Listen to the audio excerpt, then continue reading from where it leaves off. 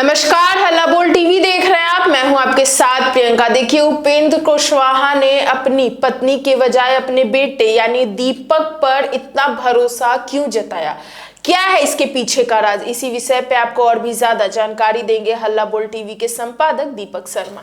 देखिए, सबको लग रहा था कि इस बार मंत्री बनेंगी उपेंद्र कुशवाहा की पत्नी स्नेहलता जी, क्योंकि उपेंद्र कुशवाहा की पत्नी स्नेहलता चुनाव जीतकर विधायक बनी है जी। लेकिन उपेंद्र कुशवाहा ने अपनी पत्नी स्नेहलता को विधायक बनी है उन्हें मंत्री न बनवाकर अपने बेटे दीपक प्रकाश को मंत्री बनवाया। जी। दीपक प्रकाश किसी भी सदन के सदस्य नहीं है, न वे बिहार विधानसभा के सदस्य हैं, न वो बिहार विधान परिषद के सदस्य हैं। जी।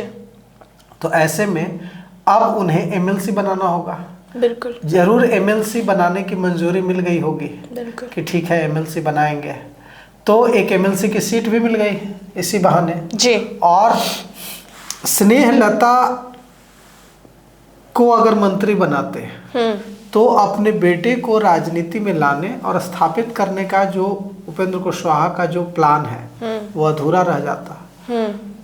उपेंद्र कुशवाहा चाहते हैं कि उनका बेटा दीपक प्रकाश अब राजनीति में उनके बेटे दीपक प्रकाश स्थापित हो जाए। जी। और इसीलिए उन्होंने दीपक प्रकाश को बिना किसी सदन के सदस्य होते हुए, वो किसी सदन के सदस्य नहीं है, नहीं विधान परिषद के सदस्य है, न विधानसभा के सदस्य है, इसके बावजूद उन्हें मंत्री की शपथ दिलवाई गई है। अब इससे साफ है कि दीपक प्रकाश का जो कद है वो उपेंद्र कुशवाहा की पार्टी राष्ट्रीय लोक मोर्चा आरएलएम में दूसरे नंबर का होगा। मतलब उपेंद्र कुशवाहा के बाद बेटे दीपक प्रकाश, मतलब दीपक प्रकाश को उपेंद्र कुशवाहा आगे बढ़ाना चाहते हैं। पत्नी स्नेहलता भी जीती है चुनाव, लेकिन वे अपना कामकाज देखेंगे अपने विधानसभा क्षेत्र का, लेकिन जो 2 नंबर की जो हैसियत होगी पार्टी में वो दीपक प्रकाश की ही होगी। अब सवाल यह उठता है कि एक एमएलसी सीट भी मिल जाएगी।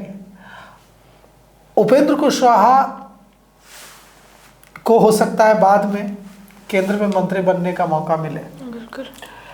यहाँ उनके बेटे मंत्री रहेंगे, पत्नी विधायक रहेगी। तो यही सारी चीजें सोचकर उन्होंने अपनी पत्नी के बजाय अपने बेटे दीपक को मंत्री बनवाया। जी। अब आते हैं नीतीश कुमार पर। नीतीश कुमार ने मुख्यमंत्री पद की शपथ 10वीं बार आज ले ली है। जी। प्रधानमंत्री नरेंद्र मोदी ने उन्हें बधाई दी, अमित शाह ने बधाई दी, आंध्र प्रदेश के मुख्यमंत्री चंद्रबाबू नायडू ने बधाई दी, तमाम नेताओं ने बधाई दी। लेकिन नीतीश कुमार का जो 5 साल का आगे का रास्ता है वो बड़ा आसान इस बार नहीं होगा। जी। सबसे बड़ी चुनौती उनके सामने है अपने हेल्थ को लेकर, अपने स्वास्थ्य को लेकर, क्योंकि मुख्यमंत्री के तौर पर जो अब उनको उन वादों को पूरा करना है जो उन्होंने जनता से किए हैं अगले 5 साल में। एनडीए को करना है उन वादों को पूरा, नीतीश कुमार को तो करना है। तो उन वादों की लंबी लिस्ट है, लंबी फहरिस्त है। उन वादों को नीतीश कुमार तभी पूरा कर पाएंगे जब उनका हेल्थ, उनका स्वास्थ्य अच्छा रहेगा। और बढ़ती उम्र और दूसरी स्वास्थ्य संबंधी वजहों से उनके स्वास्थ्य पर लगातार सवाल उठते रहे। तो ऐसे में सबसे बड़ी चुनौती नीतीश कुमार के सामने यही होगी कि वे अपने स्वास्थ्य को कैसे अच्छा रखते हैं, पहली चुनौती। और दूसरी चुनौती, बिहार ही एक ऐसा राज्य है उत्तर भारत में जहां भारतीय जनता पार्टी अब तक अपना सीएम नहीं बना सकी। अब यह अरमान जो है वो मरा तो नहीं है, दब गया है, क्योंकि जनता ने सिंगल लार्जेस्ट पार्टी बनाया है भारतीय जनता पार्टी को। पूर्ण जो बहुमत की सरकार बनाने का नंबर तो नहीं है बीजेपी के पास। और अगर जोड़ तोड़ करके सरकार बन भी जाती तो वो सरकार बहुत कमजोर सरकार होती। ब्लैकमेलिंग रोज होती, 2 विधायक 4 विधायक वाली पार्टियों के पास सत्ता की चाबी होती, जिस दिन मन होता सरकार गिरा देते। तो इसलिए बीजेपी ने अपना सीएम बनाने का जो सपना है उसको दबा लिया है। लेकिन जिस भी दिन भारतीय जनता पार्टी को यह मौका मिलेगा उस दिन भारतीय जनता पार्टी अपना सीएम बनाने की कोशिश करेगी। तो नीतीश कुमार को सबसे ज्यादा, नीतीश कुमार और जनता दल यूनाइटेड के नेताओं को सबसे ज्यादा सावधान रहने की जरूरत इसी को लेकर है कि यहाँ कभी फिर से बीजेपी का अरमान न जाग उठे अपना सीएम बनाने का। दूसरी जो बात है वो ये है कि नीतीश कुमार 74 साल के हो गए। अब वे मीडिया से न के बराबर बात करते हैं, बिल्कुल, न सवालों का जवाब देते हैं, न प्रेस कॉन्फ्रेंस करते हैं। और उनके उत्तराधिकारी को लेकर सवाल उठता है कि उत्तराधिकारी कौन होगा उनका। पार्टी में लगातार मांग उठ रही है कि उनके बेटे को उत्तराधिकारी बनाया जाए। नीतीश कुमार के बेटे निशांत उत्तराधिकारी बने, लेकिन निशांत कुमार ने अभी तक ऐसा कोई संकेत नहीं दिया है कि वे राजनीति में आएंगे। निशांत को यह भी कहा जा रहा था कि इस बार चुनाव में बड़ी भूमिका निशांत कुमार निभाएंगे, बिल्कुल, लेकिन निशांत कुमार खुद को अब तक राजनीति से अलग रखे हुए। बिल्कुल, उन्होंने चुनाव में मिली बड़ी जीत के बाद अपने पिता नीतीश कुमार से मुलाकात की, उन्हें बधाई भी दी, लेकिन उनके राजनीति में आने का अब तक कोई संकेत नहीं मिला है। तो यह भी एक बड़ा सवाल है कि नीतीश कुमार उत्तराधिकारी किसे बनाएंगे, क्योंकि अगर नीतीश कुमार उत्तराधिकारी नहीं बनाएंगे तो एक बड़ा क्वेश्चन मार्क रहेगा कि उत्तराधिकारी कौन बनेगा। जिन नेताओं को आज मंत्री बनाया गया है उन नेताओं के नाम हम आपको पढ़कर सुनाते हैं और यह भी बताते हैं कि इसके क्या संकेत है।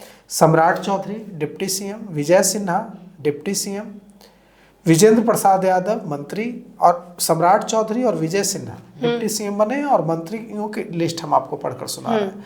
विजय कुमार चौधरी, विजेंद्र यादव, श्रवण कुमार, मंगल पांडे, दिलीप जायसवाल, अशोक चौधरी, लेसी सिंह, मदन सहनी, नितिन नवीन, राम कृपाल यादव, संतोष सुमन, सुनील कुमार, जमा खान, संजय सिंह टाइगर, अरुण शंकर प्रसाद, सुरेंद्र मेहता, नारायण प्रसाद, रमा निषाद, लखिंद्र रोशन, श्रेयसी सिंह, प्रमोद कुमार, संजय सिंह, दीपक प्रकाश। अब एक और सवाल यहाँ उठता है कि दिलीप जायसवाल को बनाया गया है मंत्री।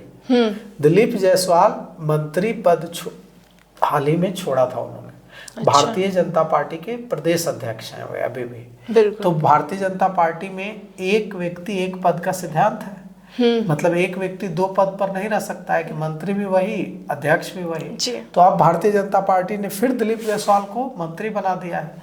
इससे साफ है कि अध्यक्ष किसी और को बनाएगी बीजेपी। अब बीजेपी के नए प्रदेश अध्यक्ष कौन होंगे, ये एक बड़ा सवाल है। बिल्कुल, भारतीय जनता पार्टी को अपने लिए एक नया प्रदेश अध्यक्ष ढूंढना होगा। तो एक नया प्रदेश अध्यक्ष ऐसा चाहिए जो सरकार और पार्टी के बीच कोऑर्डिनेशन बना के रखे, कार्यकर्ताओं की बातों को, समर्थकों की बातों को सरकार तक, मंत्रियों तक पहुंचा सके, ताकि कार्यकर्ता खुद को उपेक्षित महसूस न करें।